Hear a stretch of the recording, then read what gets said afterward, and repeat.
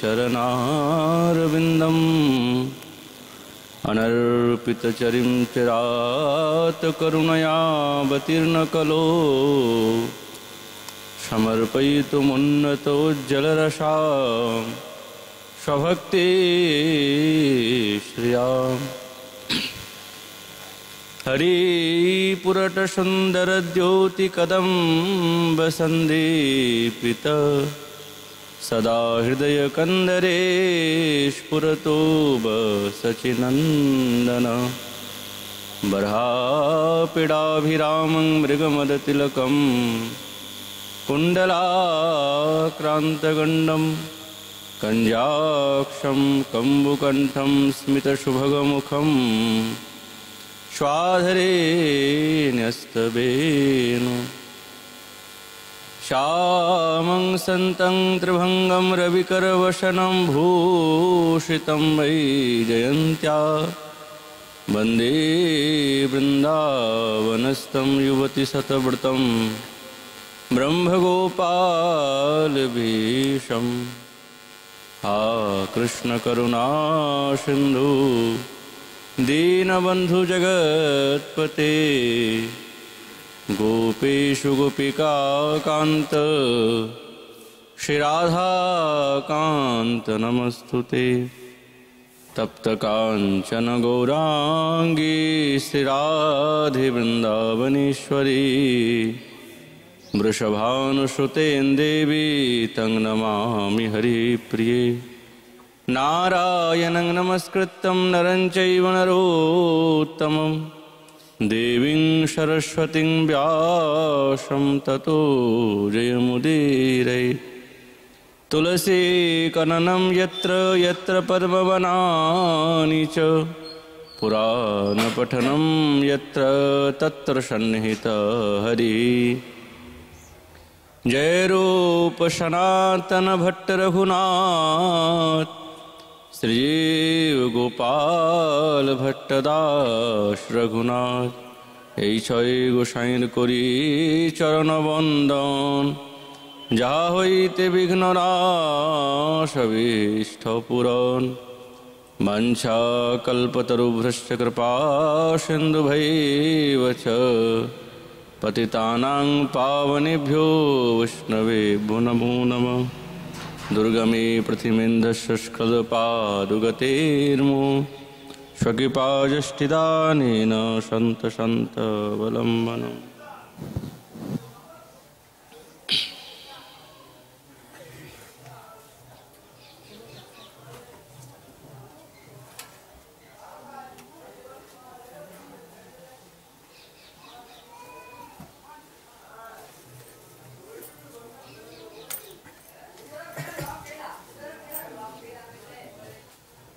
ओम नमो भगवते वासुदेवाय श्री श्री भक्ति रसामृत सिंधु अथ पूर्वभागे द्वितीय लहरी श्री साधन भक्ति निरूपणम् शास्त्रत श्रूयते भक्तो नृमात्तस्याधिकारिता सर्वाधिकारितां माघ स्नानस्य ब्रुवतायतः दृष्टा स्थिता वसिष्ठेन हरिभक्ते नृपं प्रति कलियुग पावन अवतार नदिया बिहारी लाल श्री कृष्ण चैतन्य महाप्रभु तार अंतरंग प्रिय पार्षद गौड़ी आचार्य वर्ज शिल रूप गोस्वामी पादचरण तदीय हरिभक्ति रसामृत सिंधुते তিনি সেই সাধন ভক্তি নিরূপণ প্রসঙ্গে ভগবানের শুদ্ধ ভক্তিতে এবং মাধুর্য ভক্তিতে কাদের অধিকার এই বিষয়ে বর্ণনা করেছেন। মনের মধ্যে প্রশ্ন জাগে যে ভগবানের ভক্তি কারা করতে পারবেন বা কে করতে পারবে না। কিন্তু এই সংশয় যাতে না জাগে সেই জন্য শ্রীরূপচরণ তিনি পূর্ণরূপে মুক্ত কণ্ঠে বলছেন, জীব মাত্রেই হরিভক্তিতে অধিকার, যে কোনো জীব। যারা ভক্তি মুক্তি স্পৃহা শূন্য শ্রদ্ধাবান জন, তিনি এই শুদ্ধা ভক্তির অধিকারী। তাহলে এর দ্বারাই বোঝা গেল যে ভক্তি মুক্তি এবং স্পৃহা এইগুলো শূন্য হয়ে যার হৃদয়ে গোবিন্দের প্রতি এবং ভগবানের প্রতি শ্রদ্ধা বিদ্যমান আছে, সে এই শুদ্ধা ভক্তির অধিকারী।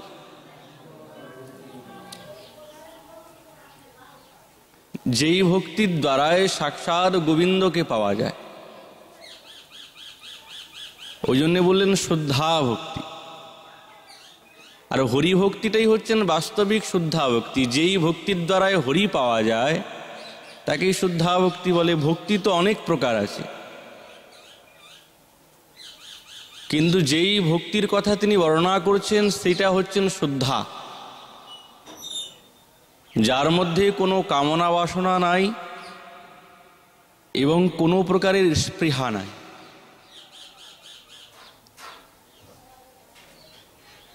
কোনো জাতির ভেদ নেই, যে উন্নত কুল জাতি সে ভগবানের ভজন করতে পারবে, নিম্ন জাতি করতে পারবে না, এই ধরনের বিষয় কোনো আমাদের আচার্যগণ বলছেন না। তিনি সঙ্গে সঙ্গে পদ্মপুরাণ থেকে শ্লোক উদ্ধৃত করে বলছেন, সর্বেধিকারিণো যত্র হরিভক্তো যথা নৃপ। হে রাজন, সর্বে অত্র হি নিশ্চিতে, এই হরিভক্তিতে নিশ্চিত সর্বে অধিকারিকা। একটা কীট পতঙ্গ থেকে আরম্ভ করে সাক্ষাৎ ব্রহ্মা পর্যন্ত সকলে এই হরিভক্তির অধিকারী।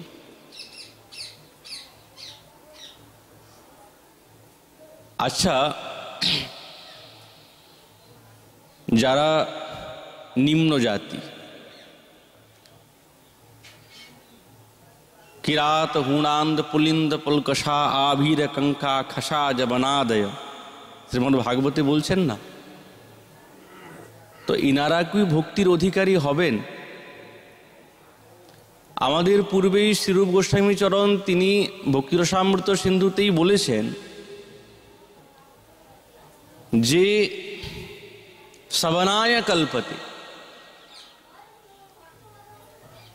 একবারে নগণ্য চাণ্ডাল যদি সে ভগবানের ভক্তিতে অগ্রসর হয় বা দীক্ষামন্ত্র ধারণ করে, সঙ্গে সঙ্গে সে সবনায় কল্পতে, মানে সে শ্রবণ যজ্ঞের অধিকারী হয়ে যায়। কিন্তু অধিকারী হওয়া সত্ত্বেও তার সাবিত্র কার্যগুলি কিন্তু বাকি থাকে। সাবিত্র অধিকারীর তিনি হয় না, মানে যজ্ঞোপবীত। এই যজ্ঞোপবীত আছে না ব্রাহ্মণদের, এই যজ্ঞোপবীতের অধিকারী হয় না, কিন্তু সে শ্রবণ যজ্ঞের অধিকারী হয়। তাহলে ভগবানের নাম এবং ভগবানের চিন্তন এবং ভগবানের ভক্তিতে এমন ক্ষমতা আছে যার মধ্যে কোনো জাতি এবং কুলের বিচার নাই।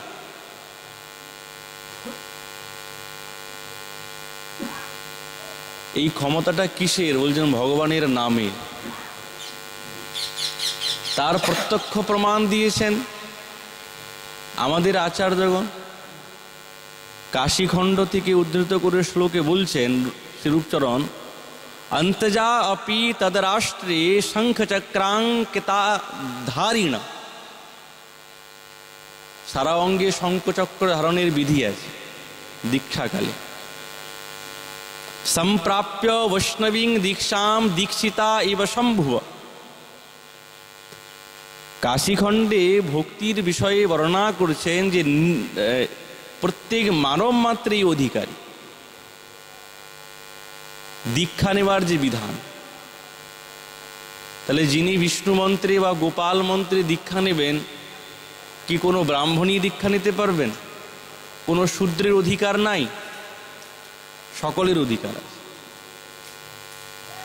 যাতে কেউ প্রশ্ন না তুলতে পারে, ওই জন্য সিদ্ধান্তে প্রবীণ আমাদের আচার্যগণ বলছেন অন্তজা আপি। অন্তজা বলতে একবারে নিকৃষ্ট শূদ্র জাতি,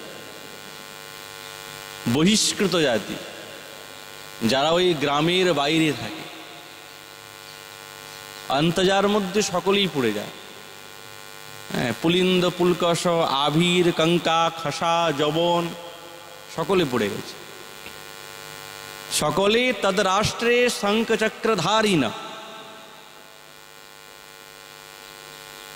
শঙ্খচক্র ধারণ করে ভগবানের ভজনে অগ্রসর হতে পারে, কোনো দোষ নেই।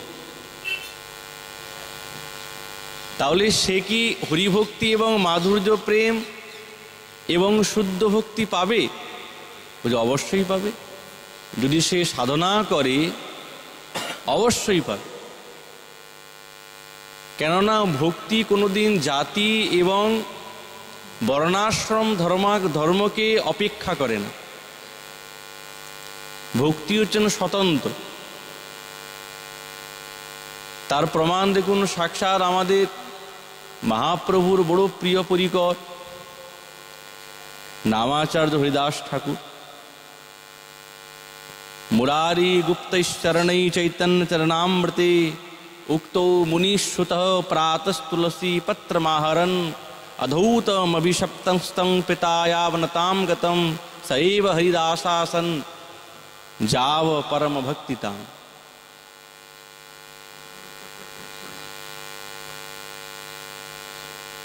হরিদাস ঠাকুর তিনি তো যবনকুলে জন্মগ্রহণ করেছেন, যশোহরের বুড়ন গ্রাম, কিন্তু নিম্ন জাতি নিম্ন কুলে জন্মগ্রহণ করেছেন। ব্যাসাবতার বৃন্দাবন দাস ঠাকুর বলছেন, জাতি কুল সব নিরর্থক বুঝাইতে জন্মিলেন নিজ কুলে প্রভুর আজ্ঞাতে। শ্রীকৃষ্ণ চৈতন্য মহাপ্রভুর দীর্ঘ আজ্ঞা এবং তার অনুমতি এবং এই জগৎকে ভক্তির কতটা শ্রেষ্ঠতা এই বিষয়ে জ্ঞাত করাতে তিনি নিজ কুলেতে জন্মগ্রহণ করেছেন। অধম কুলেতে যদি বিষ্ণুভক্ত হয় তথাপিও সেই সে পূজ্য সর্বশাস্ত্রে কয়।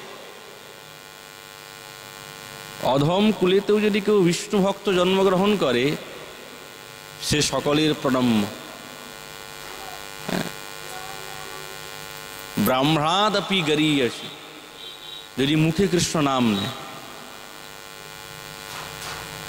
উত্তম কুলেতে জন্ম শ্রীকৃষ্ণ না ভজে যেই জন, কুলে তার কি করিবে নরকেতে মজে। উন্নত কুলে জন্মগ্রহণ করেছে বলে তার প্রেম ভক্তি হয়ে যাবে এই রকম কোনো কথা নাই। ভজন করতে হবে, সে সাক্ষাৎ ভগবানের সন্তান হোক না কেন, কিন্তু সাধনা করেই ভগবৎচরণ প্রাপ্তি করতে হয় এবং অন্নাভিলাষ ত্যাগ করলেই তবেই সেই শুদ্ধ মাধুর্য ভাবের অনুভূতি হবে। ভগবানের সন্তান বলে বা ভগবানের আত্মীয় বলে তার জন্য কোনো ছাড় আছে এরকম কোনো কথা নেই এবং শাস্ত্রে নাই।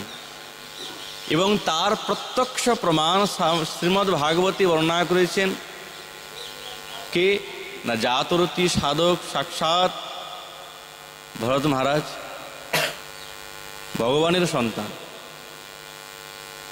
ঋষভদেব ভগবানের পুত্র বলে কথা, সাধারণ পুত্র নয়, জাতরতি সাধক, জন্মজাত সাধক। কিন্তু তবু তার দেখুন অন্য অভিলাষ থাকার কারণে তাকে 3টা জন্ম প্রতীক্ষা করতে হচ্ছে। তাহলে ভগবত চরণ প্রাপ্তি করা কতটাই কঠিন, যতটা সহজ ভেবেছি আমরা, কিন্তু বাস্তবিক অতটা সহজ না। বিনা সাধনার দ্বারায় ভগবত চরণ প্রাপ্তি হয় না। 1 কোটি বছর রাজ্য শাসন করে সব ত্যাগ করে গণ্ডকী নদীর তটে শালিগ্রাম শিলা পূজা করেছেন, কন্দমূল ভক্ষণ করে, লতা পাতা ভোজন করে, ভোগ বিলাস সবকিছু ত্যাগ করে দিয়েছেন।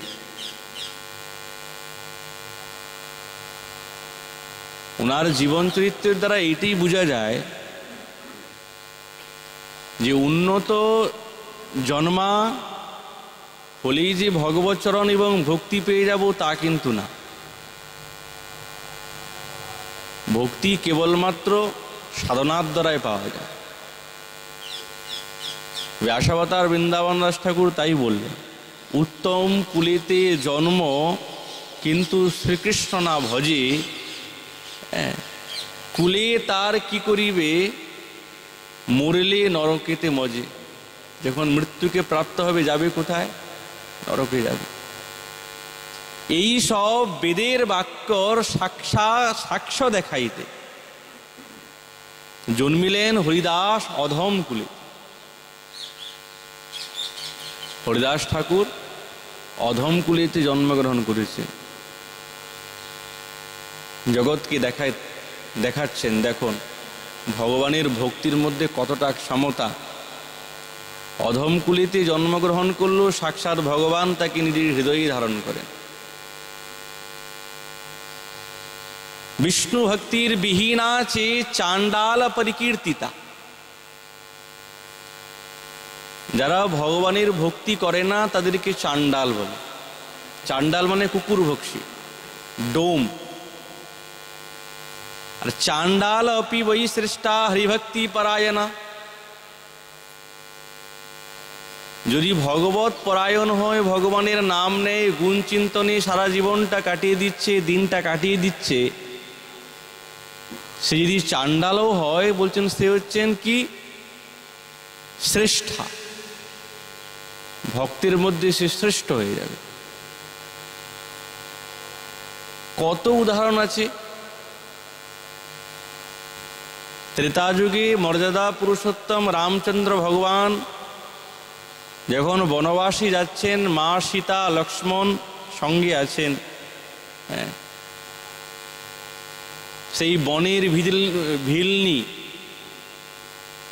যিনি বহিষ্কৃত, যার স্পর্শ হলে স্নান করতে হয়, কিন্তু তার ভাব এবং ভক্তিতে সাক্ষাৎ রামচন্দ্র বশীভূত। তার এঁঠো কুলগুলো খেয়েছেন, আর্ধেক কুলটা খায়, আর্ধেকটা রাখে, আর প্রত্যেক দিন ওই পথটা ঝাড়ু দেয়। কি আশা নিয়ে? ওই রামচন্দ্র আসবে। আর কুলগুলো একটা ঝুড়ির মধ্যে রাখছেন, এঁঠো কুল, আর্ধেকটা খেয়েছেন, মিষ্টি, দেখছেন কোনটা টক কোনটা ভালো নয়।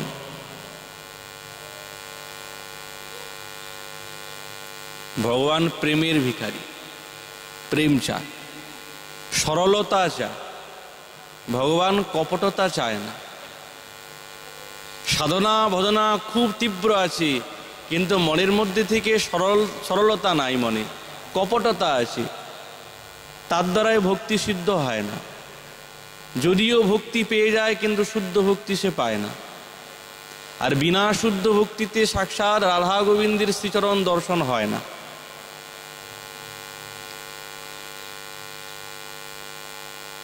কেমন দেখুন, রামচন্দ্র ভগবান তার ভক্তিতে প্রসন্ন হয়ে তার গৃহে আসলেন এবং তার এঁঠো কুল খেয়ে বলছেন, বাহ, চব্যচেষ্য লেজ্জ পেয়ে অনেক কিছু ভোজন করেছি, কিন্তু ভাই আজ যে এই কুল খেলাম, বদরি খেলাম,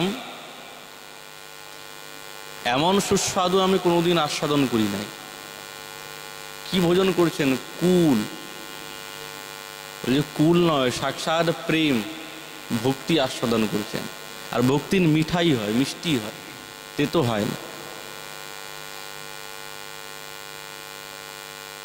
ভগবান এমন না যে কোনো ধনাঢ্য ব্যক্তির গৃহে যাবে।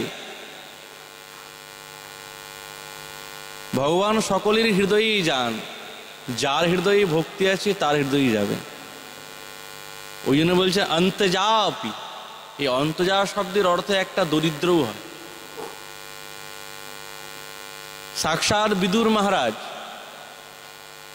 মহাভারতে কথিত আছে তিনি মন্ত্রী,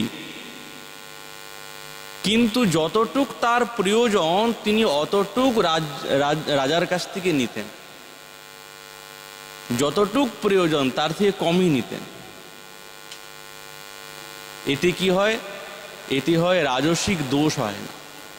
আমার যতটুক দরকার আমি অতটুকু নিব, বেশি নেব না। বিদুর মহারাজ অতটুকু নিতেন। তিনি কিন্তু বড় দরিদ্র,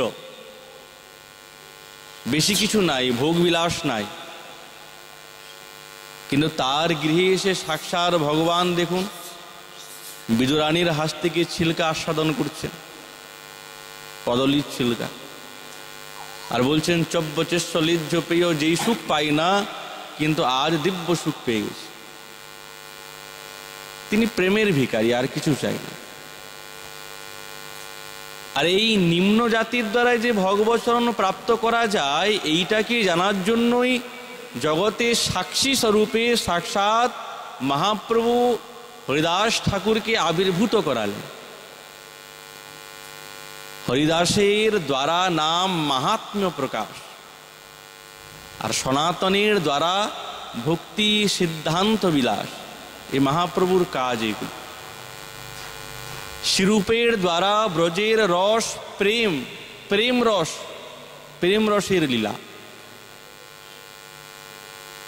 কে কহিতে পারে গম্ভীর সেই চৈতন্যের খেলা? এটাই তো মহাপ্রভুর দিব্যতা, তিনি জগৎকে দেখিয়ে গেছেন।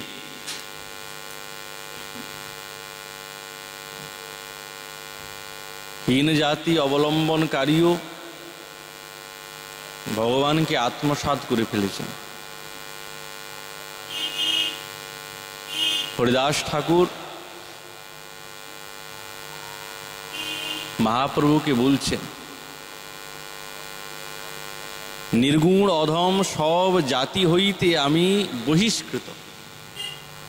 যবন জাতি বহিষ্কৃত। মুই কি বলিব প্রভু তোমার চরিত? তোমার এই দিব্য চরিত অগার সমুদ্র আমার দ্বারা কি বর্ণিত হবে? আমি পারবো? কেমন দীনতা! দেখিলে পাতক মরে, পরশিলে স্নান, মুই কি বলিব প্রভু তোমার আখ্যান। আমাকে দেখলেই তার পতন হবে, আমাকে স্পর্শ করলে স্নান করতে হবে। তো এমন জীব আমি, সেই জীব তোমার সেই দিব্য নামের মাহাত্ম্য কি করে বলবো? কিন্তু বাস্তবিক দেখুন, তিনি নামের আচার্য হয়ে দাঁড়ালেন। তিনি সাক্ষাৎ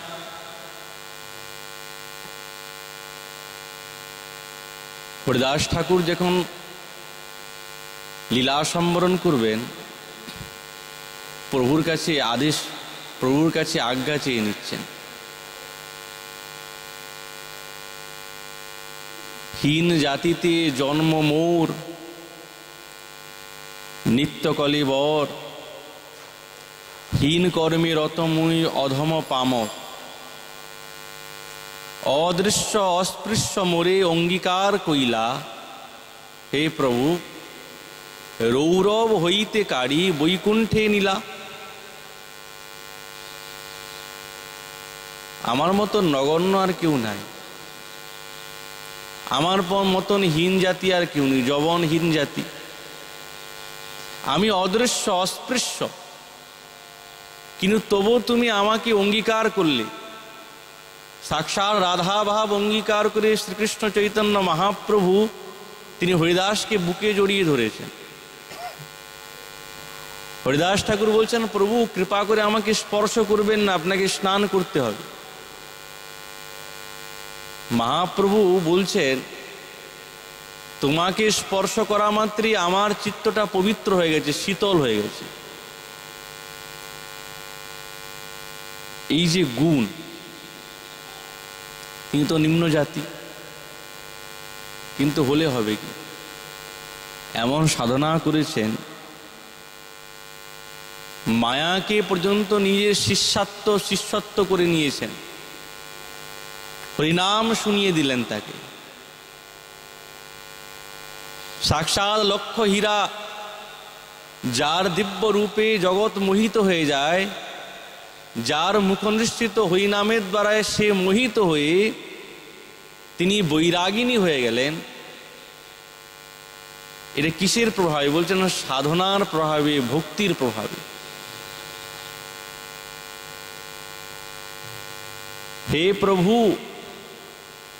অনেক না চাইলে মোরে প্রসাদ করিয়া, তুমি তো সাক্ষাৎ ঈশ্বর, তুমি যা চাও তাই হয়। আমাকেও তুমি অনেক নাচালে, যা তুমি বললে, যা তোমার ইচ্ছা সেটাই হয়েছে। বিপ্রের সাধ্য পাত্র খাইনু ম্লেচ্ছ হইয়া, আমি ম্লেচ্ছ, কিন্তু তবু তুমি আমাকে সেই বিপ্রের ব্রাহ্মণের সাধ্যন্ন খাওয়ালে, জগৎকে দেখালে। এবং ভোজন করে যে পিতৃপুরুষরা তৃপ্ত হবে না তা নয়, বরঞ্চ তারা উদ্ধার প্রাপ্ত হয়ে গেছে। যখনই হরিদাস ঠাকুর এই বিপ্রের সাধ্যান্ন যখন ভোজন করলেন, যেহেতু অনুচিত, সাধ্যান্ন বৈষ্ণবের ভক্ষ নয়, কিন্তু মহাপ্রভুর ইঙ্গিত এবং আদেশ এই জগৎকে দেখাচ্ছেন, তার মানে সকলে কিন্তু এই সাধ্যান্ন আস্বাদন করতে পারবে না। হরিদাস ঠাকুর করেছেন বলে আমিও যে করব তা কিন্তু না, তাহলে কিন্তু আমার দোষ হয়ে যাবে, অপরাধ হয়ে যাবে, আমাকে প্রায়শ্চিত্ত করতে হবে। কিন্তু হরিদাস ঠাকুর তিনি অধিকারী, তিনি সাধনে এবং ভক্তির দ্বারায় অধিকারকে প্রাপ্ত হয়েছেন, এবং মহাপ্রভু তার দ্বারায় দেখাচ্ছেন, দেখো বিপ্ররা কি ভোজন করবে, আমি আমার প্রিয় ভক্ত নিজজন ভক্তি সহকারে, ভক্তি নিষ্ঠাবান, নাম প্রধান, নামের আচার্য সে হরিদাস ঠাকুর যখন বিপ্রের সাধ্যান্ন ভোজন করলেন, সঙ্গে সঙ্গে পিতৃলোকে পিতৃপক্ষরা যারা ছিলেন তারা সকলে তো উদ্ধার প্রাপ্ত হয় নাই, তারা সঙ্গে সঙ্গে ভোজন করা মাত্রই তারা উদ্ধার প্রাপ্ত হয়ে গেছে, পিতৃলোক ত্যাগ করে আরো উন্নত দেশে চলে গেলেন। তাহলে এত শক্তি কিসের দ্বারা? বলছে ভগবানের ভক্তির দ্বারা। প্রভু হে, হৃদয়ে ধরিব তোমার কমল চরণ, নয়নে দেখিব তোমার ও চাঁদ বদন, জিহ্বায় উচ্চারিব আমি শ্রীকৃষ্ণ চৈতন্য নাম, এই মতো মোর ইচ্ছা ছাড়িব পরা। এবং তার এই ইচ্ছাটাকে পূর্ণ করার জন্য সাক্ষাৎ মহাপ্রভু বলছেন, তুমি যে আমাকে ছেড়ে চলে যাবে, তুমি তো আমার একমাত্র স্বরূপ, একমাত্র প্রাণের মতন, তোমাকে না দেখলে এবং তুমি যদি চলে যাও তাহলে আমাকে কে নাম শোনাবে? তোমার নিয়ে তো আমার অনেক কাজ আছে। তাহলে মহাপ্রভুর যার জন্য এত বড় উক্তি করতে পারেন,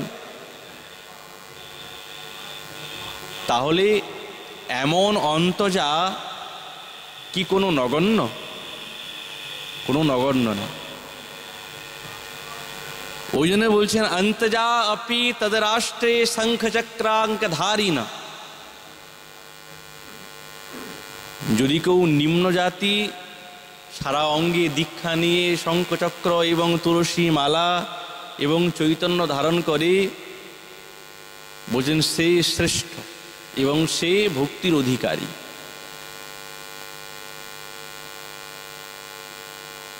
মনের মধ্যে সরলতা চাই, বিনা প্রেম ছাড়া ভগবচরণ প্রাপ্ত হয় না, হবেই না কিছুতে।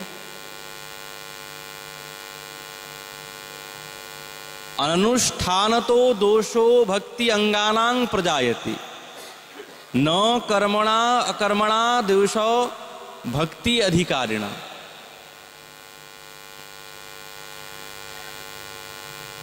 যদি কেউ ভক্তি অঙ্গের মধ্যে আছেন, ভক্ত হয়ে গেছেন, ভক্ত হয়ে যদি সে ভক্তির অঙ্গ যদি পালন না করে তাহলে কিন্তু সে দোষী। সে দোষী। ভক্ত হলাম, অঙ্গে তুলসী মালা ধারণ করলাম, দ্বাদশ অঙ্গে তিলক ধারণ করলাম, কিন্তু যদি সেই ভক্তির অঙ্গকে যাজনা না করে তাহলে কিন্তু সে দোষী।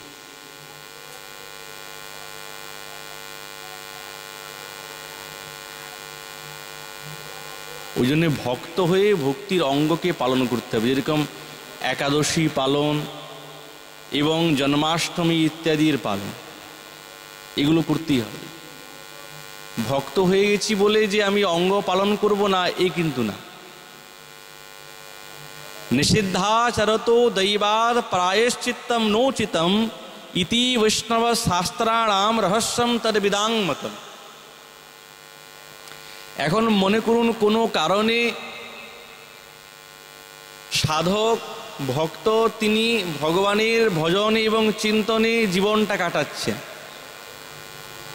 কিন্তু তিনি যদি এই বর্ণাশ্রম ধর্মের পালন না করেন তাহলে তার কোনো দোষ নেই। বৈষ্ণব হয়ে গেছে, গুরুদেবের কাছে দীক্ষা নিয়ে ভগবানের চিন্তন করছেন, তার মানে যে সে বর্ণাশ্রম ধর্মের পালন করবে তা কিন্তু না। ওই জন্য বলছে নিষিদ্ধাচরতো দৈবাদ প্রায়শ্চিত্তম নোচিতম, তার বর্ণাশ্রমে ধর্মের বিধি নাই। কিন্তু কোনো কারণে যদি দৈবাত কোনো নিষিদ্ধ কর্মেতে তার প্রবৃত্ত হয়ে যায়, কোনো কারণে ভুলবশত নিষিদ্ধ কর্ম তার হয়ে গেল, তখন কি তার প্রায়শ্চিত্ত আছে? বৈষ্ণবের প্রায়শ্চিত্ত আছে? বলছেন বৈষ্ণবের কোনো প্রায়শ্চিত্ত নাই। বৈষ্ণবের কোনো প্রায়শ্চিত্ত নাই। প্রায়শ্চিত্ত বর্ণাশ্রম ধর্মের আছে, বৈষ্ণবের নাই। তাহলে সে যে নিষিদ্ধ কর্ম করলো তাহলে কি হবে? তা সে তো পাপী হয়ে গেল, অপরাধী হয়ে গেল। হবেটা কি? তখন বলছেন ওই যে ভগবানেতে ভক্তি করছেন, ওই ভক্তি তার একমাত্র প্রায়শ্চিত্ত। কেননা ভগবানের ভজন যারা করেন তাদের সমস্ত দোষ ওই ভজন করতে করতে, ভক্তি করতে করতে, ভক্তি তার হৃদয়ে যে সমস্ত কালিমা আছে সেইগুলো বিধৌত করে দেবে, সব ধুয়ে দেবে। আর এইটাই হচ্ছেন ভক্তির প্রভাব। ভগবানের ভজন করে যদি সে প্রায়শ্চিত্ত করতে আরম্ভ হলো তাহলে তো ভগবানের ভক্তি নিম্ন হয়ে গেল, ছোট হয়ে গেল। তো ওই জন্যে রূপ গোস্বামী পাদ বলছেন যে নিষিদ্ধাচরতো দৈবাত প্রায়শ্চিত্তম নোচিতম ইতি বৈষ্ণব শাস্ত্রাণাম রহস্যম তদ্বিদাং মতম। আর এইটাই হচ্ছেন বৈষ্ণব শাস্ত্রের মত।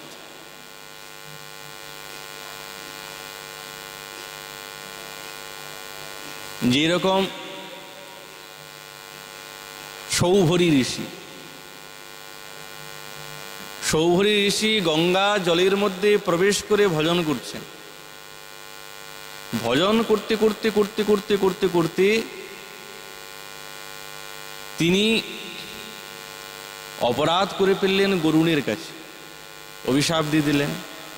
প্রত্যেক মাছগুলো এসে বলছে, মহারাজ আপনি তো ভজন করছেন কিন্তু আমাদের বাঁচা বড় দায়। কেন, কি হয়েছে তোমাদের? কি আর বলবো মহারাজ, ওই গরুড় এসে বারবার নিজের পাখাগুলি নাড়ায়, তো আমরা সকলে ছটপট, তারা হাওয়ার দ্বারাই, পাখার হাওয়াটাই এমন যেন মনে হয় কোনো ঝড় তুফান এসে যায়, জলের তরঙ্গ, তাতে আমরা অনেক মারা যাই। এরকম করে কি বাঁচা যায়? প্রসন্ন তাই নাকি? অভিশাপ দিলাম, যদি গরুর আসে তার মাথায় বিস্ফোট ঘটবে। গরুর তো ভয়ে আসেন না, কিন্তু এই যে গরুর হচ্ছেন বৈষ্ণব, বৈষ্ণবের চরণে অপরাধ হয়ে গেল। এদিকে কিন্তু ভজন করছেন, কিন্তু ভজন করতে করতে নিষিদ্ধাচরণ হয়ে গেল। যেহেতু বলেছেন যে সাধক ভজনে প্রবৃত্ত হতে গেলে সে বারবার চিন্তন করবে যাতে কারো প্রতি অপরাধ না হয়, কিন্তু অপরাধ হয়ে গেল, এই যে নিষিদ্ধ আচরণ হয়ে গেছে। আর এই নিষিদ্ধ আচরণের কারণে ধীরে ধীরে ধীরে ধীরে তার মনের মধ্যে কামনা বাসনা এসে গেল। আর কামনা বাসনা আসার কারণে তিনি বিবাহ করলেন মানধাতার 50টি কন্যাকে। কোথায় তিনি বৈরাগী আর কোথায় তিনি ঘোর ভোগী হয়ে গেলেন। কয়েক হাজার বছর ভোগ করলেন, কিন্তু ওই যে ভগবানের ভজন করেছেন তো, তাকে কিন্তু প্রায়শ্চিত্ত করতে হয় না। ওই ভগবানের ভজনটাই, ওই ভক্তি ধীরে ধীরে ধীরে ধীরে ধীরে ধীরে তার এই ভোগ থেকে, এই ভোগ বৃত্তি থেকে তার মনটাকে তিরস্কৃত করে তার মনে যে সমস্ত কালিমা ছিল ওইগুলোকে বিধৌত করে একদিন মনে বসে বসে চিন্তা করেছেন, বিশাল বড় আঙিনা তো, 50টি তার রানী, রানী বললেই হয়, তাহলে তার ভোগ বিলাস তো কোনো অংশে কম নয় মহারাজ, একবারে নবযুবক হয়েছে। কোথায় তার হাড় কটা ছিল, এখন নবযুবক হয়েছে, যোগ বলে। মনে মনে চিন্তা করছেন, তাই তো, আমি তো ভগবানের ভজন করছিলাম, কিন্তু কোন দিকে ঢুকে গেলাম? এই তো ভোগের দিকে ঢুকে গেলাম ভগবানের চিন্তন করতে করতে। সঙ্গে সঙ্গে সবকিছু ত্যাগ করে ওই ভগবত চরণ বা ভগবত ভক্তিতে অগ্রসর হতে আরম্ভ হলেন।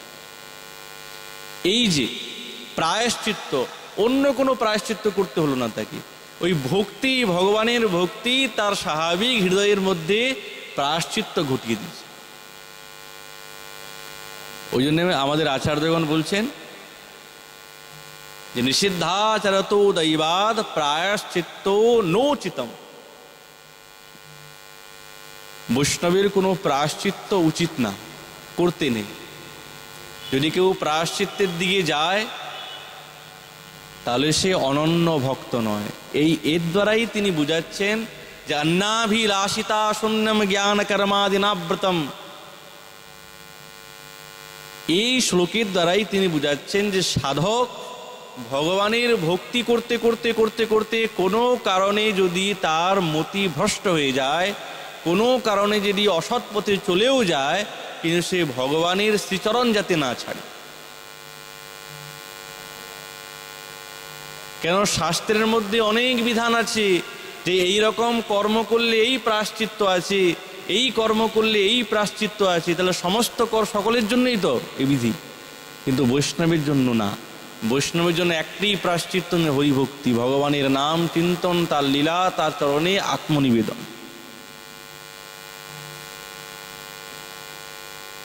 তাহলে বৈষ্ণব হচ্ছেন সর্বোৎকৃষ্ট।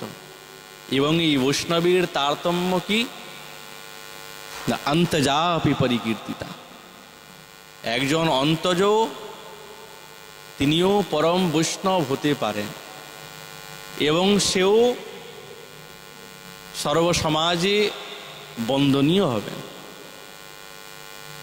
এবং তিনিও সাক্ষাৎ বৃন্দাবনেশ্বরের সঙ্গে সাক্ষাৎকার করতে পারে। প্রেম চাই, সরলতা চাই। অষ্টাব কবির মধ্যে গোবিন্দ স্বামী, তিনি তো সাক্ষাৎ শ্রীনাথজির সঙ্গে সাক্ষাৎ, যেরকম পাশাপাশি আমরা কথাবার্তা বলি ঠিক সেই রকম তার স্বভাব। প্রভুর সঙ্গে তার কথাবার্তা এবং খেলাধুলো সবকিছুই করতেন। গোবিন্দকুণ্ডে শ্রীনাথজির আশ্রম মন্দির, দিব্য মন্দির তো এক ভাঙি, বেশি বড় নয়, ছোট্ট বালক, নাম কানহাই, প্রতিদিন ঝাড়ু লাগায়। প্রতিদিন ঝাড়ু লাগাতে লাগাতে প্রণাম করে, দূর থেকেই ঠাকুর দেখতে পান তো বলছে, বাহ, মনে মনে চিন্তা করছেন, তুমি তো গোবিন্দ স্বামীর সঙ্গে খুব খেলাধুলো করো দেখি আমি, কিন্তু তুমি কি আমার সঙ্গে কোনোদিন খেলবে? সে কিন্তু অন্তজা। গোবিন্দ স্বামীর সঙ্গে যে তিনি খেলা করেন এটা কিন্তু সে দেখতে পায়। তাহলে ভগবানের ক্রীড়া এবং ভগবানের লীলা সাক্ষাৎ তার দৃষ্টিগোচর হচ্ছে, সে কিন্তু অন্তজা, সে কিন্তু নিম্ন জাতি, বহিষ্কৃত জাতি, তাকে স্পর্শ করলে স্নান করতে হবে। তাহলে কতটা তার মনের মধ্যে সরলতা আছে, সে ভজন করেছে কিনা জানি না, কিন্তু তার মনের মধ্যে এতটাই সরলতা আছে এবং নিষ্ঠা আছে।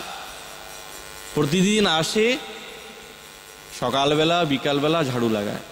কেন কেন লাগায় ঝাড়ু? বলছে গোপাল এই দিক দিয়ে খেলতে যাবে, তো কাঁটা যদি ফুটে যায়, ঝাড়ু লাগায়। মনের মধ্যে খুব আকাঙ্ক্ষা, তোমার সঙ্গে যদি আমি একদিন খেলতে পারতাম তাহলে আমার মনের স্বাদ মিটত।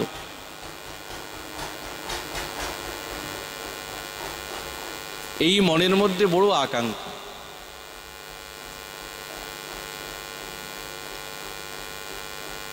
সেই আকাঙ্ক্ষা শ্রীনাথজি পূর্ণই করে দিল।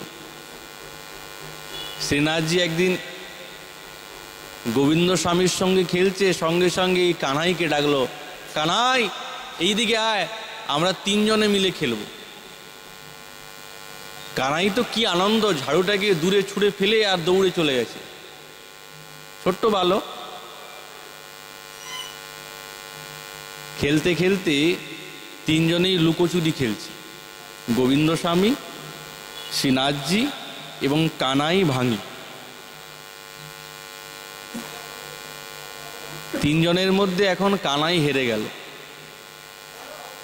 শর্ত লেগেছে, যে হেরে যাবে সে কাঁধের মধ্যে নিয়ে 10 বার ঘুরবে। কানাই যখন হেরে গেল তখন গোপাল বলছে, দেখ কানাই, তুই তো হেরে গেছিস, এবার তুই আমাকে কাঁধে নে। কানাই বলছে, আচ্ছা ঠিক আছে, আমি যখন হেরে গেছি তাহলে তুমি আমার কাঁধে উঠো। শ্রীনাথজি ওই কানাইয়ের কাঁধে উঠে আর 10 বার চক্কর লাগাচ্ছেন। কি আনন্দ, বেশ ভালো করে গলায় জড়িয়ে ধরেছেন, হ্যাঁ, আর এইদিকে পাটা বেশ ভালো করে ধরে পিঠে আর খুব দৌড়াচ্ছেন। একদিকে ওই দিকে দৌড়ায়, পিছনে পিছনে গোবিন্দ স্বামী দৌড়াচ্ছেন, আবার ওখান থেকে এই দিকে দৌড়ায়। খুব মহারাজ কাঁধে, এই কানাইয়ের কাঁধে উঠে শ্রীনাথজি খুব ঘুরলেন, খুব আনন্দ নিলেন। আর এইদিকে যখন মন্দিরে গোসাইজি ঘন্টি বাজিয়েছেন, ভোগ লাগবে, গোপাল বলছে, ভাই খেলা তো শেষ হয়ে গেছে, গোসাইজি ডাকছে, এবার যাই আমি। যখনই যাচ্ছে গোবিন্দ স্বামী বলছে, সর্বনাশ কানাই, এরকম কিন্তু যাওয়া যাবে না,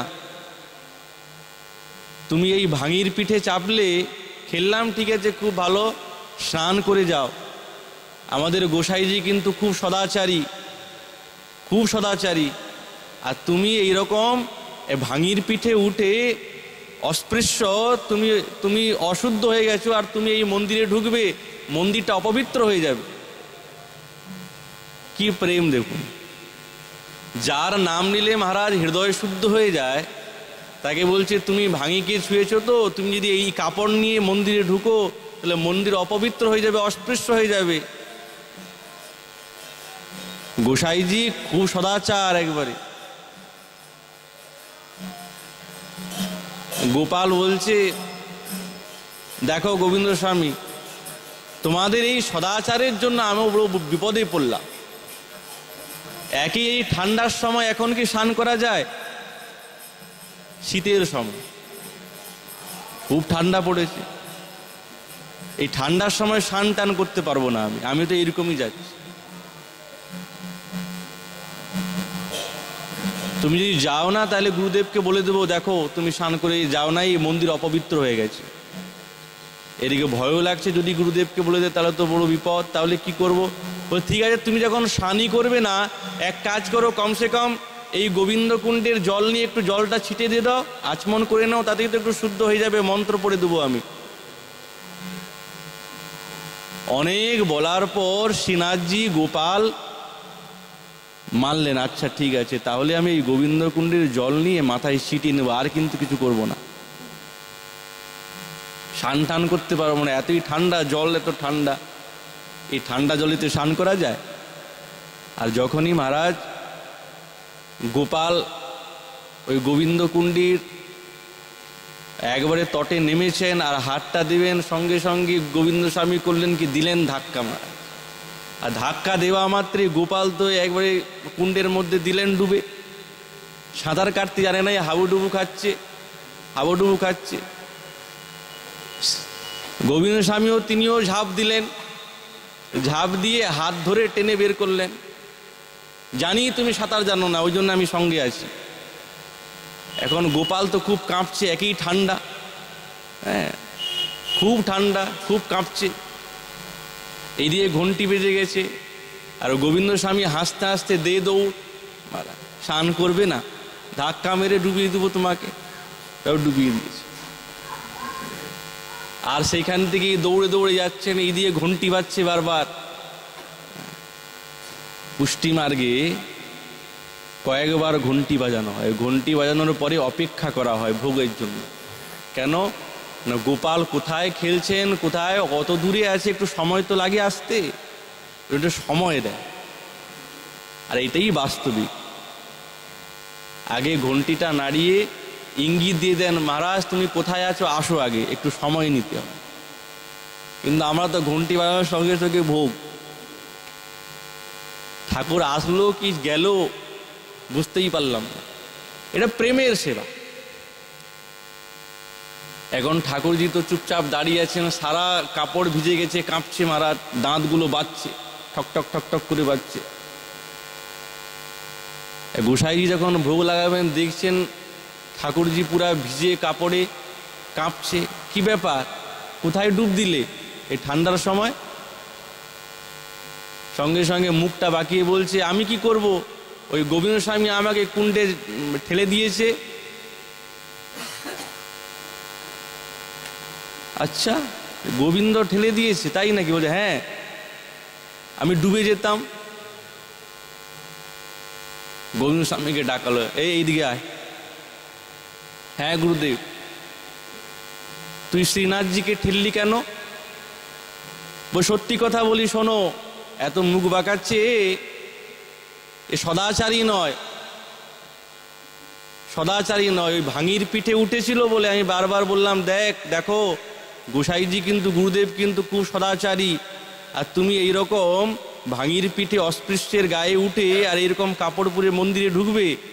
বললাম যে স্নান করে নাও, করলো না, তখন আমি ছলচাতুরি করে ধাক্কা মেরে স্নান করালাম। গুরুদেব বলছে, তোমাদের এই খেলাধুলোতে যদি আমাদের গোপাল ডুবে যেত তাহলে কি হতো? প্রাণ সংকটে হয়ে যেত না? যেমন গুরুদেব সেমন শিষ্য, তেমন ভগবান। ভগবান ডুবেন, কোনদিন ডুবে যান, কিন্তু প্রেম এতটা তার প্রতি, গোপালের প্রতি, কেমন প্রেম, একবারে নিজের সন্তানের মতন, নিজের পুত্রের মতন আত্মবৎ সেবা। এটা কিন্তু প্রাকৃতবৎ সেবা, কিন্তু বাস্তবিক প্রাকৃত নয়, মাধুর্য এটা।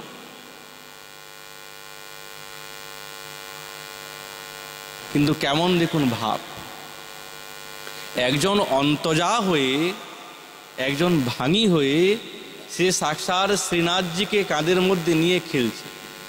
কি করে সম্ভব? ওই তার হৃদয়ের মধ্যে সরলতা আছে। আমরা যেই ভক্তিকে পেতে চাই মহারাজ, সেই ভক্তি অনায়াসে পেয়ে যাব যদি আমাদের মনের মধ্যে সরলতা থাকে।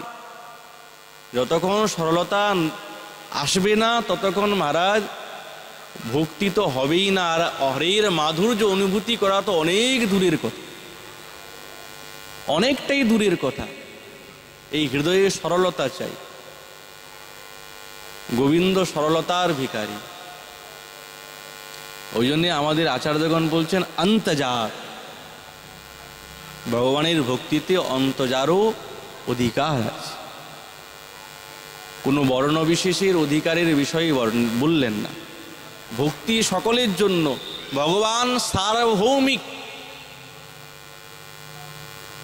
সকলে, কোনো একজনের নেই। তাহলে এর দ্বারাই প্রমাণিত এবং এর দ্বারাই তিনি সিদ্ধান্ত রাখলেন যে ভক্তি সবার, ভক্তিতে সকলের অধিকার আছে, শুদ্ধ ভক্তিতেও সকলের অধিকার আছে, শুদ্ধ মাধুর্যেও সকলের অধিকার আছে। আমাদের আচার্যচরণ এইরকম ব্যক্ত করছেন। এই বলে আমাদের ভাগবতী কথা এইখানেই বিশ্রাম। মহাপুরুর কৃপা হলে আগামীকাল আবার এই বিষয়ে আলোচনা হবে। নিতাই গৌর হরি।